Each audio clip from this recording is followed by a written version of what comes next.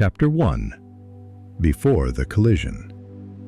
Before fire knew flame, before swords found steel, before men gave names to rivers and skies, there was silence. And it was vast, not empty, but whole. The world that would one day be called the continent existed then, untouched by men, unbroken by magic.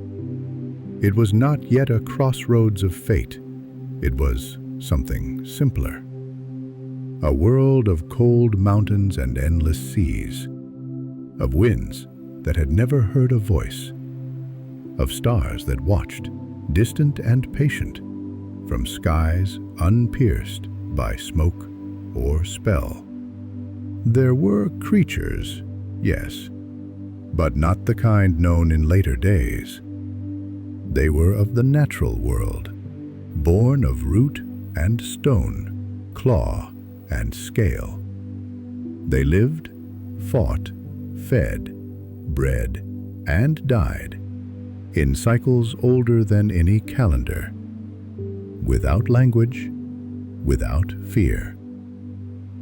The dominant beings of this world, if one could call them that, were the eldest races, the gnomes, perhaps the first to carve into stone and build beneath the soil, silent, hidden, and ancient.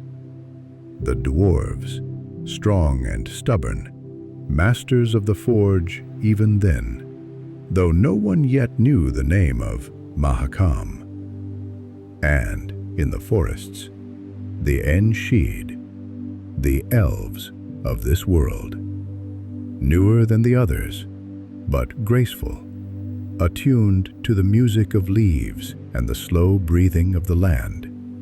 They had no magic, but they had memory, song, and time. And time was generous for a while.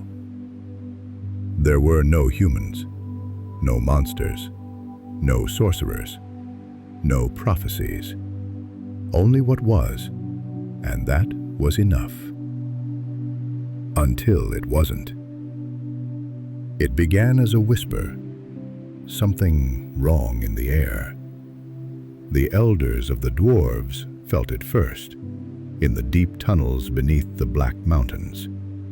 Their stone readings, rituals lost to even the most ancient archives of today, began to flicker with noise. Not sound, not vision, something other. The elves, high in their forest citadels, dreamed of rivers flowing backward, of moons that wept, of stars blinking out like dying candles. And the gnomes? They vanished. No war, no violence. They simply disappeared into the deepest places of the earth, saying nothing, as if they had seen something coming, something they would not face. The skies changed next, not dramatically, not yet. But the stars no longer followed their familiar paths. Constellations drifted. New lights appeared, then vanished. The moon stuttered in its waxing, and beneath the sea, something old began to stir. Fisher creatures, simple, scaled things, washed ashore in their thousands, eyes ruptured, as though they'd looked upon something too vast. The elves gathered, not in fear, but in confusion. The world had no history of apocalypse, no memory of ruin. How could one fear what had never happened? But still, they watched the sky more often, listened to the roots of trees, traced the tremble in the ground. And in the far reaches of the north, where no fire burned and no roads dared wind, a storm arrived. But it was not made of wind or snow. It was silence. The kind that presses, that holds your breath for you, that makes the heart beat too loudly in the chest. The silence came, and with it, the first fracture. No one saw it happen, not truly, but in the days that followed, animals went mad. Birds flew in spirals until they dropped. The wolves no longer howled, only whimpered at the sky. The trees shed their bark in patches, bleeding sap that glowed faintly in the night. And the elves began to dream of fire. They saw visions of men in armor, of steel ships across black seas, of creatures with too many eyes and too little soul, of magic, bright and wild, ripping through the fabric of reality like claws through silk. They awoke weeping, and they began to build altars, not in worship, but in preparation. In the mountains, the dwarves closed their gates. They mined faster, not for gold, but for silence. Something about the stone. It was screaming, only not in sound, in shape, in pressure, in cracks that formed symbols no one could read. And in the high places of the world, where snow never melted and no birds flew, something watched. Not a god, not a creature, a presence. It did not move, but its gaze was cold. And when it blinked, entire valleys forgot their names. And then came the night without stars, just one, a single night, but it was enough. The stars did not vanish, they simply stopped. No shimmer, no pulse, as if the sky itself had held its breath. And in that stillness, on that night, the spheres collided, not with thunder, not with fire, but with soundlessness, a sudden unmaking, as if a mirror shattered, not once, but infinitely, each shard a world, each world screaming as it touched the next. And then the world of the elves was no longer theirs alone. Chapter 2. When Worlds Collide. There was no explosion, no burning of skies, no thunder of creation. The moment the spheres conjoined, the world simply changed, silently, irrevocably, terribly. The first to know were the animals. They ran. Not from a sound, not from a scent, but from a presence, something unseen and alien that threaded itself into the land like rot beneath bark. Wolves left their dens, abandoning pups. Birds crashed into trees, fish thrashed ashore by the hundreds, and in the skies, shadows move where no clouds passed. The Enshe felt it next. Their dreams shattered, literally, waking with bloodied eyes and trembling limbs. They spoke of corridors of glass, of screaming steel, of 1,000 voices speaking in tongues never heard before. Their songs faltered, their forests wept sap like tears. The world they had known, a world of rhythm, of breath, of balance, was bleeding from every seam. And then the monsters came. They did not ride comets. They did not burst through portals and fire and fury. They simply were. One day there was forest. The next, a drowner stood in the reeds, gurgling at the sky. A necker pack burst from a hillside like spores erupting from moss. A lesson took root where a tree had once stood for 500 years. They had no place in the order of things, no origin in this reality, and yet they fed, they bred, they fought, and they did it well. The dwarves sealed their halls. Even their legends speak of the time of screams, not from outside, but from deep within the rock, as if the very bones of the world were howling against the invasion. Statues of forgotten gods cracked down the middle. Minds collapsed, not from fault lines, but from something else. Something pushing through. They spoke of tunnels that led nowhere the day before, and now opened into cold halls that echoed with footfalls not their own. Some dwarves vanished, some returned, changed. They no longer spoke, they only dug. And then came the worst arrival of all, the humans. Not born of this world, not shaped by its winds or bred of its beasts. They came from elsewhere, from a sphere now lost to time, a realm poisoned by its own fire and blade. They came starving, they came desperate, and they came armed. The elves did not know what to make of them at first. Pale-skinned and furious, they spilled across the land in waves, building fires, tearing roots, cutting paths where none were meant to be cut. They did not listen. They conquered. And in the absence of language, they spoke with iron. The Ainshi fought, but they were artists, dancers, lovers of poetry and song, not warriors born of blood and chain. They fell, forest by forest, glade by glade, memory by memory. But it was not just steel that made humans dangerous. It was what came with them. For in their blood, though they knew it not, was something ancient and volatile. Chaos, the source of magic. It began subtly. A child who caused a candle to spark in fear. A woman whose scream cracked a stone wall.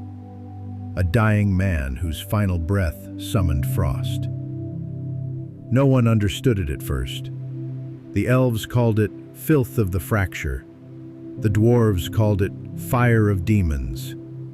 The humans called it gift, and they sought to master it. This was the first war of true magic, and it was not between nations. It was between the world as it was and the world as it would be.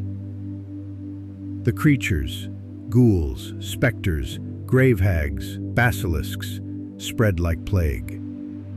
Each had come through the conjunction in its own way.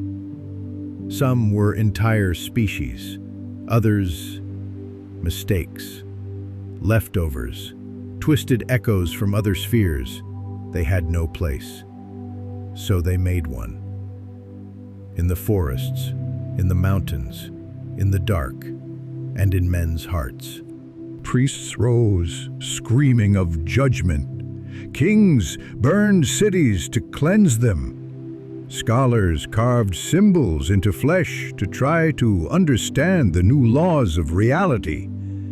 And in hidden corners of the land, the first mages began to whisper to flame. It was not a single moment, not a single spell, but over decades, the knowledge took shape. Chaos could be shaped, magic could be taught, and the world, though broken, could be rewritten. And yet, for all the change, for all the blood and madness, the old ones remembered. The dwarves in their sealed fortresses, the few surviving elves in dwindling glades, even the silent gnomes, unseen, but still watching from deep below. They remembered the world before. Before monsters, before men, before magic, before everything changed. Some still claim the conjunction was a mistake. Others say it was a punishment, a warning ignored, or a door forced open by hands that did not understand what lay beyond.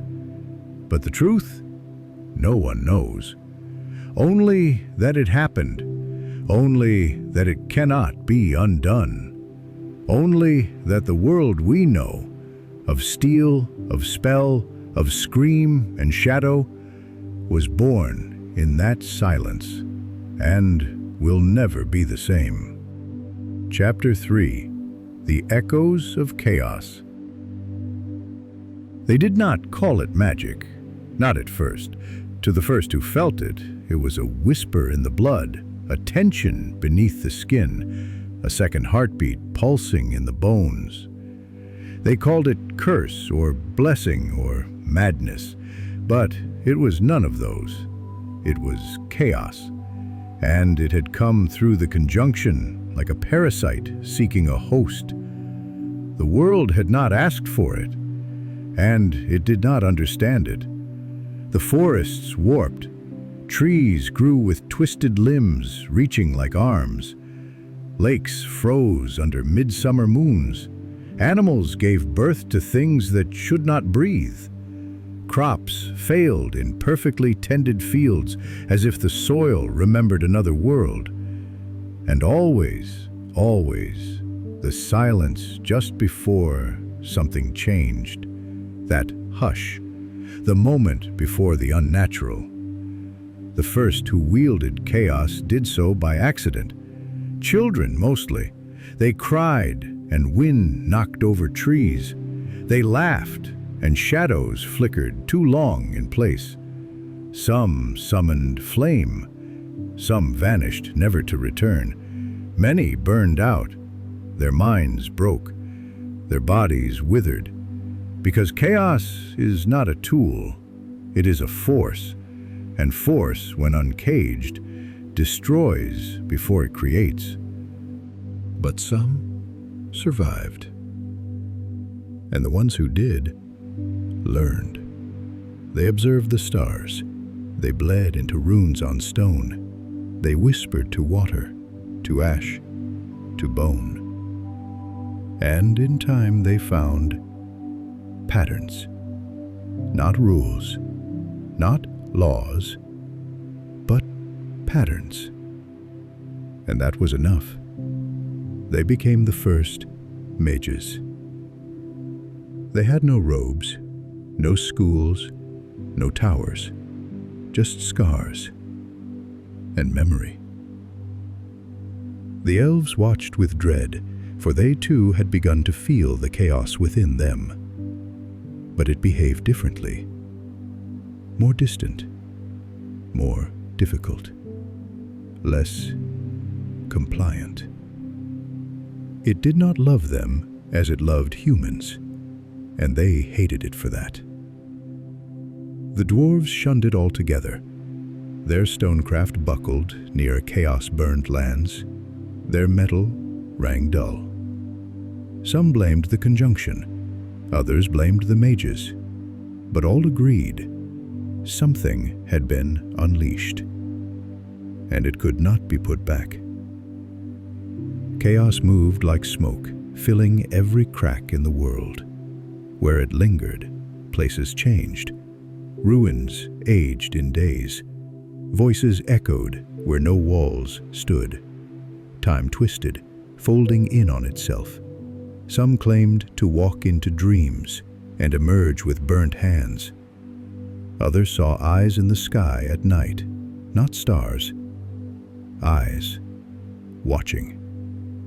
And so the mages gathered, not out of unity, but out of fear. They feared what chaos might do if left unshaped. And more than that, they feared each other, because each mage was different. Each one held chaos in their own way. One summoned frost from silence. Another bent animals to her will. Another could speak in the voice of the dead. There was no structure, no control, only will. And will unchecked becomes destruction. They formed the first circle, not a government, not yet, but a pact, to study, to contain, to record. They built in places where chaos bled strongest, fault lines of reality where worlds had brushed together and left scars. They called these places wells. Some were mountain peaks. Some were buried lakes. One was a ruin that constantly rebuilt itself when no one watched. They drank from these wells, not with cups, with minds. And they began to map chaos. But not all agreed. Some wanted to wield it freely, to dominate, to become gods. They burned cities, raised the dead, tore thoughts from minds. They called themselves unbound, and they were hunted. It was the first mage war, not large, not long, but scarring. When it ended, the survivors of the first circle built something new. Not a fortress, a school. They called it Aretuza, not a word of men, but of stars. It meant the still flame, a paradox, a warning, a promise. Aretuza would teach mages discipline, would train minds to hold chaos without breaking, would form a structure that made chaos usable, not by instinct, but by method. It would be a place of binding, of order, and perhaps of peace. But peace was a dream, because chaos does not sleep. It remembers. And every time it is caged, it waits. Waits for cracks, for doubt, for ambition. Somewhere in the far edges of the world, a child was born. She did not cry. She did not blink. And when she touched the soil, the grass grew black. They killed her before the sun rose. It was the only mercy they knew.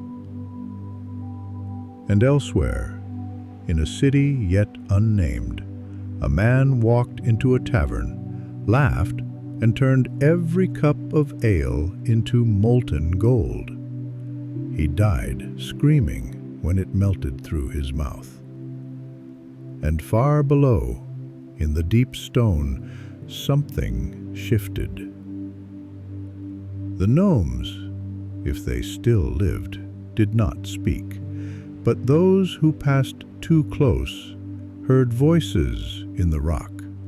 Not warnings, not words, but humming, a tone beneath reality, as if chaos had a song and someone had begun to sing it back. Chapter 4. The Rise of Power. Power never stays silent for long, and magic, raw, volatile, beautiful, was the loudest voice of all. What began as whispers in blood became doctrine. What began as instinct became education. What began as fear became rule. After Aretuza was founded, the world did not change overnight. But the direction of change became clear. The time of wandering mages with bleeding palms and broken minds was fading. Now came the era of structure, of institutions, of intentional control. Aretuza stood on Thanedd Island, surrounded by the sea and spell. Protected by cliffs and enchantments, it was not just a school. It was a statement. Here, girls gifted with chaos were brought in youth, not rescued, not stolen, selected.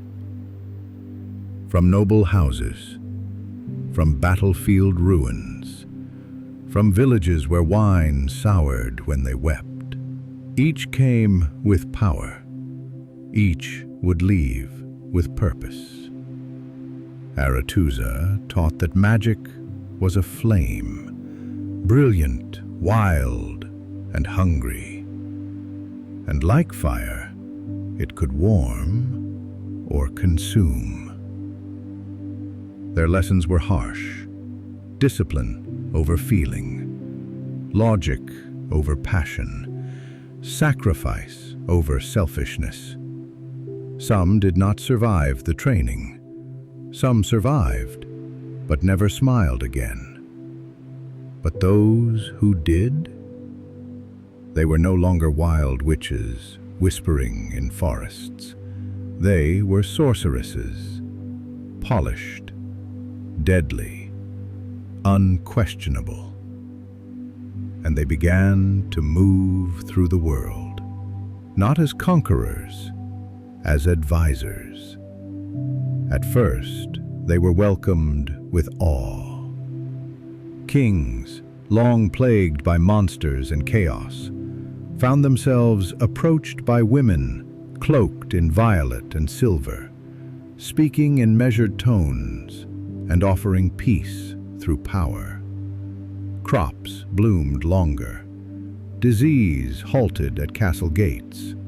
Enemies lost interest in invasion when the wind itself refused their sails. In exchange, the mages asked for nothing but presence. A place at court, a seat at council, a voice beside the throne. And slowly, kings forgot how to rule without them.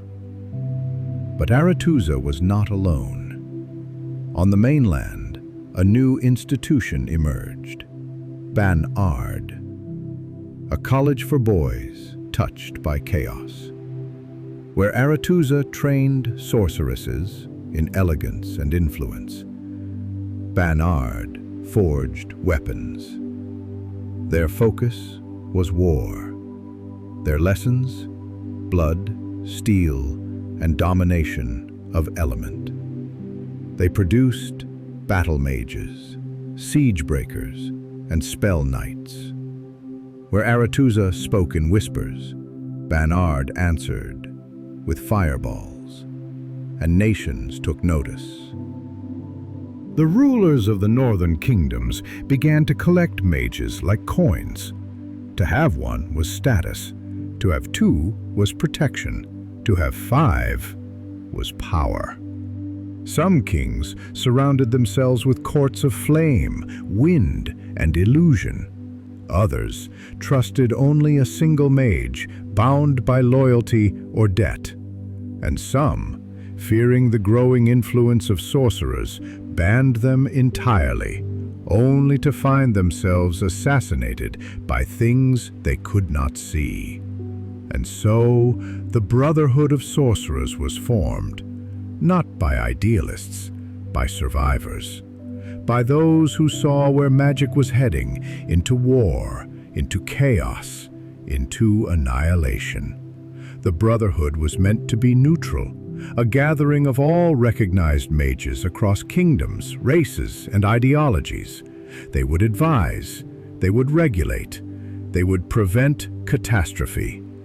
But power does not stay neutral, not for long.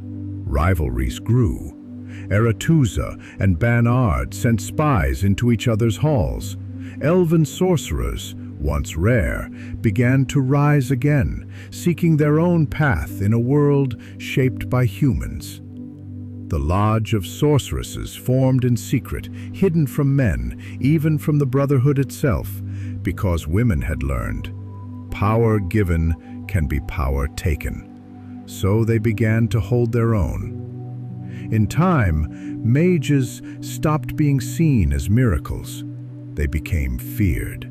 They aged slowly, spoke many tongues, could kill with a thought. And worse, they knew things. They knew about lineage, about bastard children, about betrayals whispered in bedchambers. Knowledge became their weapon, just as much as spell or blade. But even among mages, not all was well. Magic exacted a price. Aretuza's girls were often barren. Banard's men became hollowed by their rage. Emotion was repressed. Desire redirected. Lives controlled. Few mages found love. Even fewer kept it. Because chaos does not love. It uses, and then it leaves. Still they endured, because magic, once awakened, does not sleep again. And kingdoms knew, without mages, they would burn. With them, they might only smolder. Still they endured, because magic, once awakened, does not sleep again. And kingdoms knew, without mages, they would burn. With them, they might only smolder. Monsters still roamed. Portals still tore open without warning. Specters whispered in ruins no one had built. The scars of the conjunction had never closed, they had merely settled. And it was the mages who kept the world from splitting further. For now. But far to the south, a black sun rose. Not a literal one, a prophecy, a fear, a claim that those born under eclipses would end the world. The Brotherhood debated. The kings demanded action. Aretuza whispered caution. But fear had been unleashed, and in fear, power does not think, it executes.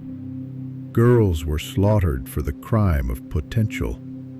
Families burned for birthing daughters with violet eyes.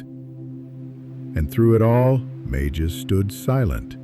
Some disagreed, some tried to intervene, but the cost was too high. And so the fire spread until there was only ash.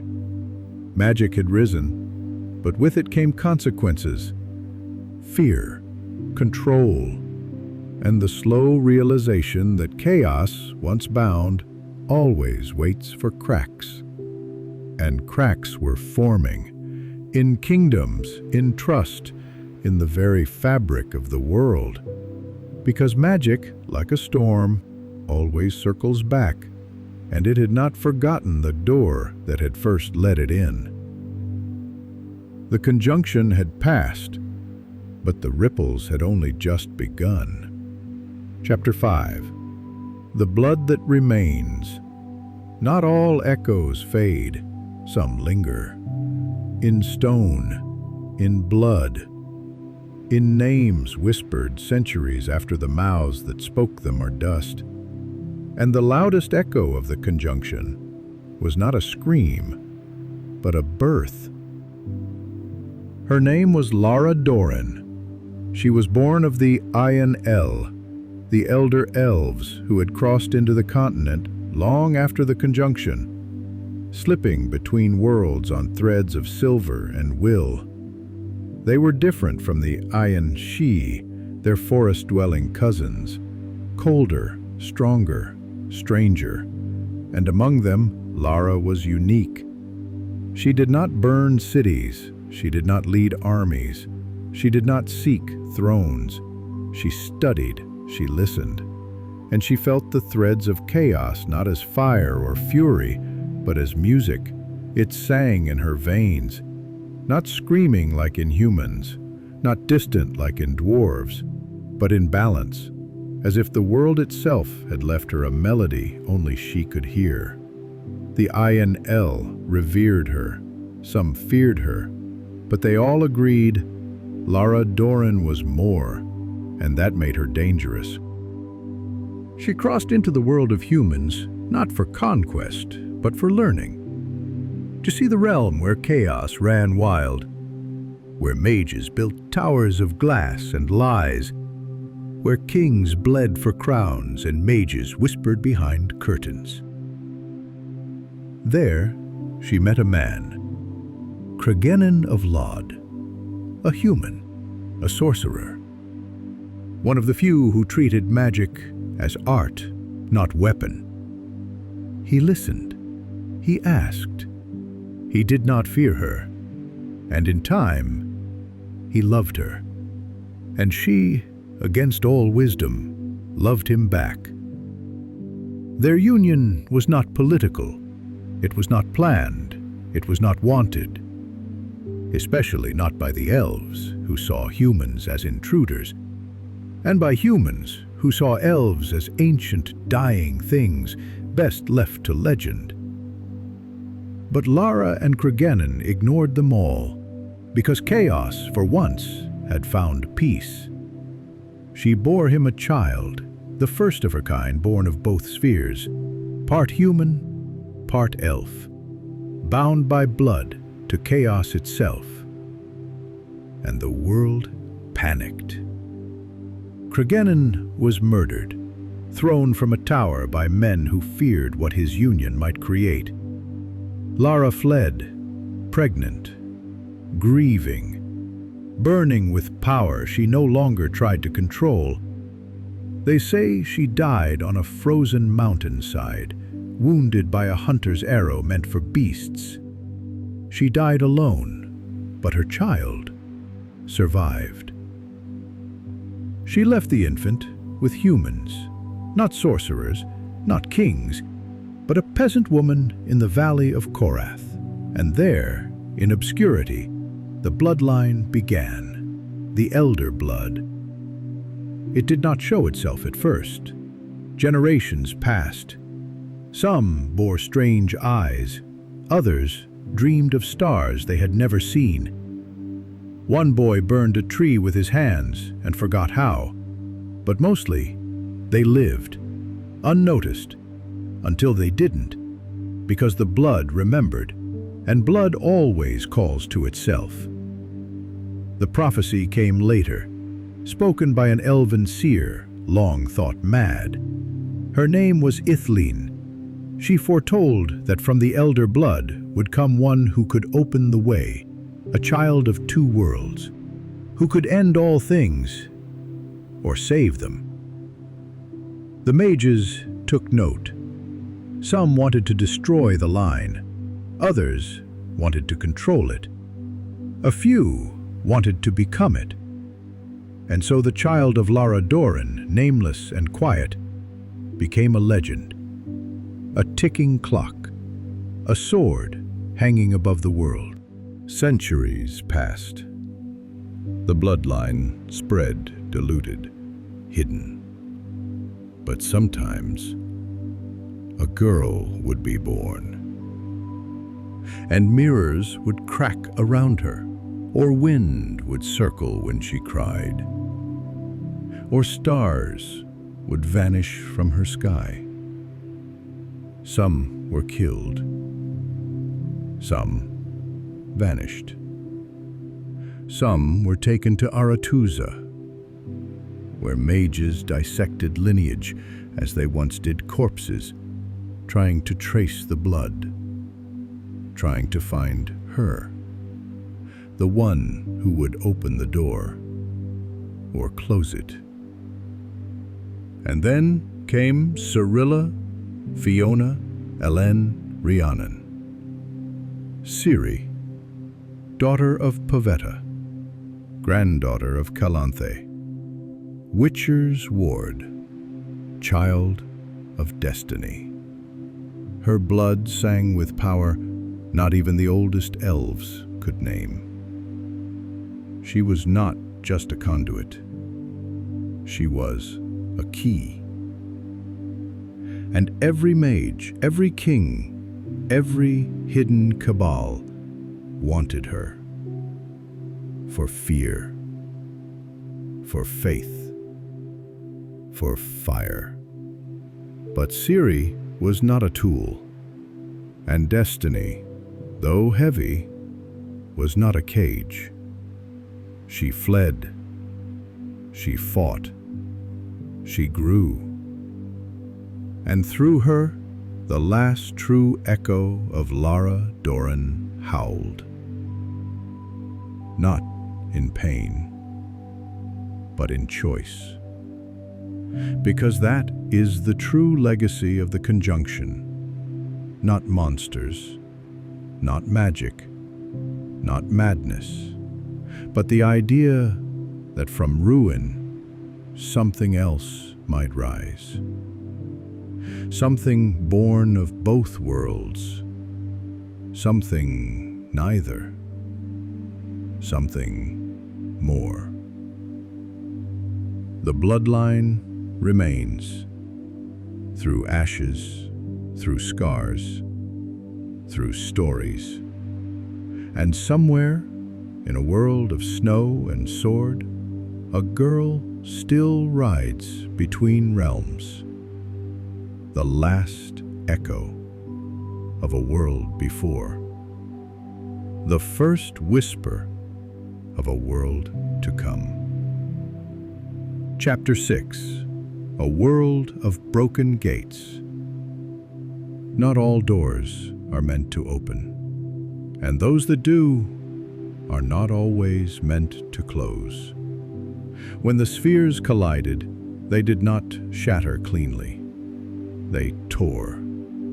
The fabric of reality, once seamless, was split. Not evenly, not completely, but in jagged lines, like glass under stress, like a map rewritten by blind hands. Some of those rifts closed on their own. Some were sealed by nature, swallowed by oceans, buried by time. But some remained. Weak places, edges of existence where one world pressed against another. Places where the air felt wrong, where compasses spun, where people vanished. The broken gates. No one called them that at first. They were caves where torches refused to burn, wells that echoed with voices not your own, ruins that rebuilt themselves when left alone. The superstitious avoided them, the brave sought to plunder them, and some never came back. But others returned, changed, with strange marks. Unfamiliar languages muttered in their sleep, visions of ice-covered mountains beneath green suns, and sometimes with things that should not be, items not crafted by any known hand, creatures with no place in taxonomy, ideas that twisted logic like heat over iron. The mages took notice.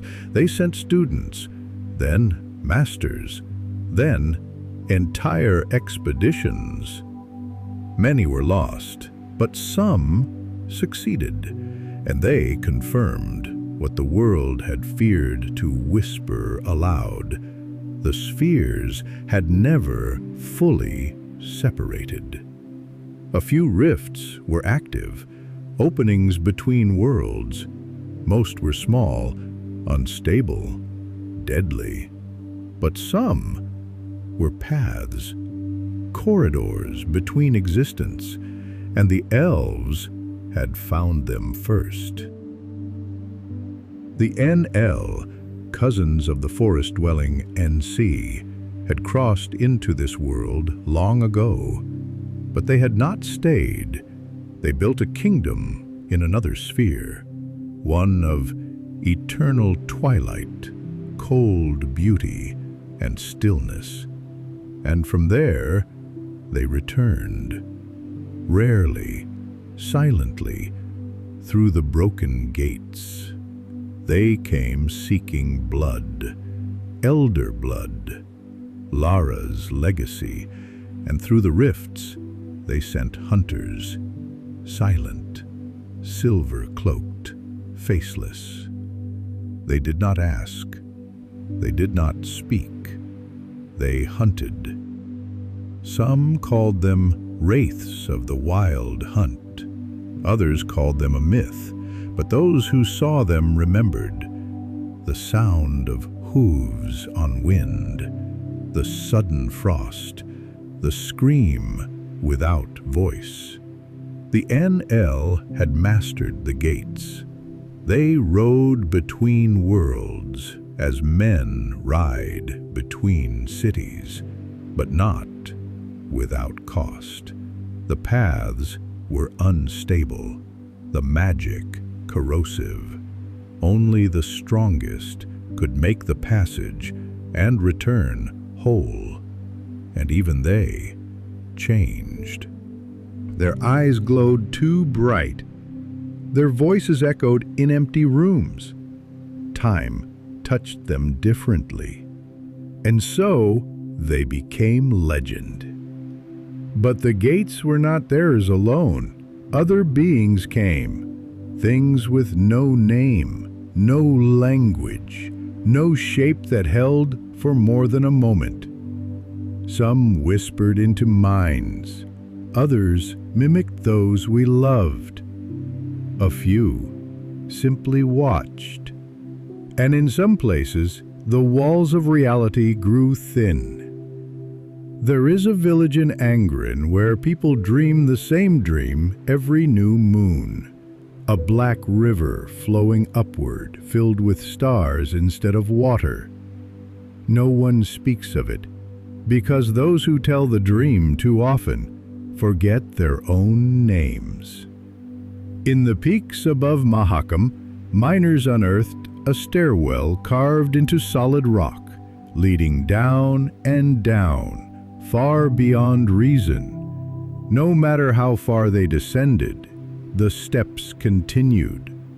When they returned, they aged 20 years in a night. Their hair white, their eyes blind, their mouths filled with laughter they could not stop. In the isles beyond Skellige, fishermen catch shapes made of bone and light. They scream like children. They vanish at sunrise. The Druids say the sea remembers the world before, and the gates are open beneath the waves. The Brotherhood of Sorcerers tried to chart the gates. They built maps with moving ink, chronicles that rewrote themselves, tomes that hissed when touched. But nothing stayed true, because the gates do not obey rules. They shift, respond to emotion, to chance, to prophecy, or perhaps to will. A few dared to travel them, to cross not just space, but sphere. They returned changed, if they returned at all. One mage claimed to see a world of glass towers and floating cities. Another described endless fog, where voices called from every direction, offering comfort in the voices of dead lovers. One man simply vanished, his voice echoing for 3 nights in the halls of Aretuza before fading. Not all gates lead elsewhere. Some lead elsewhen. There are records of soldiers vanishing in battle, only to appear again centuries later. Some remember, some do not. One wept for a king long dead, another spoke of dragons returning before the first dragon had ever fallen. Time, like space, bleeds through the gates. Some believe the gates are alive, not sentient, but aware, that they test those who pass, that they feed on memory, on identity, that each passage takes something, a name, a face, a future. The elves say the gates are songs left half-sung. The dwarves call them cracks in the forge. The humans, curses. But all agree, they are not stable, they are not kind, they are not closed. And some fear that the conjunction was not a singular event, but the first chord in a symphony still playing, that the worlds were never meant to be separate, that the collision was a beginning, not an accident, a cycle, and it may come again. In quiet corners of the world, some prepare. They stockpile silver and salt. They study forgotten stars. They listen to dreams. Because when the gates open wide once more, the scream of the spheres will echo through every soul. And only those who remember what the first conjunction cost will survive the next. Chapter 7. What Remains of the Spheres. Time is not a healer. It is a weaver. It does not mend what was broken. It stitches over the scar, pretending the wound was never there. The conjunction of the spheres is spoken of in whispers now, in candlelit taverns, in footnotes of grimoires, in bedtime stories too strange to comfort. But the truth is older than fear. The world is not one. It never was. We walk on a land grafted from other lands. We breathe air that once belonged to another sphere. We carry blood touched by chaos and memory. And most of us forget. The monsters remain. Some bound to places, others to ideas. They are not all teeth and claws. Some wear faces. Some whisper comfort. Some wait behind kindness, wearing it like skin. Because monsters, like magic, evolved. They learned, as we did. The magic remains, no longer wild, but not truly tamed. It courses through ley lines, pools in sacred groves, burns faintly in the eyes of orphans who do not understand their rage. It sings behind the stars. It weeps beneath mountains. It asks no questions. It answers none. But it is there, always. The gates remain, though fewer, though weaker. In dreams, in stone circles, in the sigh between lightning and thunder. They are not open, but they are not closed, just waiting. The people remain humans, dwarves, elves, gnomes, not as they were, but as history made them. The elves sing of a time before time. The dwarves carve memory into stone. The gnomes are silent. And the humans, the humans. They build and burn and love and forget. They crown themselves masters of a world they do not understand, and yet, somehow, they endure. And so we ask, what truly remains of the spheres? Not the portals, not the power, not the monsters, not even the names, but something quieter. The echo. In lullabies about stars falling, in nightmares where time slips sideways, in the cold that creeps into old bones when the wind shifts wrong, in the questions children ask when they stare too long into the sky. Why does it feel like we don't belong here? We do, and we don't. We are part of something larger. Fragments of a broken mirror, threads from 100 tapestries tangled into one, and if you pull too hard on any one thread, the weave might come undone. But maybe that's not tragedy. Maybe it's choice. Because in that brokenness, something new can grow. Something not of this sphere or that one, but of all. Of memory, of sorrow, of survival, of hope. Somewhere in the blue mountains, a tree grows with silver leaves. It is said to bloom only under eclipses, and those who sleep beneath it dream not of this world, but of others, and they wake, smiling. Somewhere in the ruins of a keep long lost, a girl with white hair watches the sunset. She does not know what tomorrow holds, but she knows who she is, and that is enough. What remains of the spheres? You, me, the stories we tell, and the silence between them.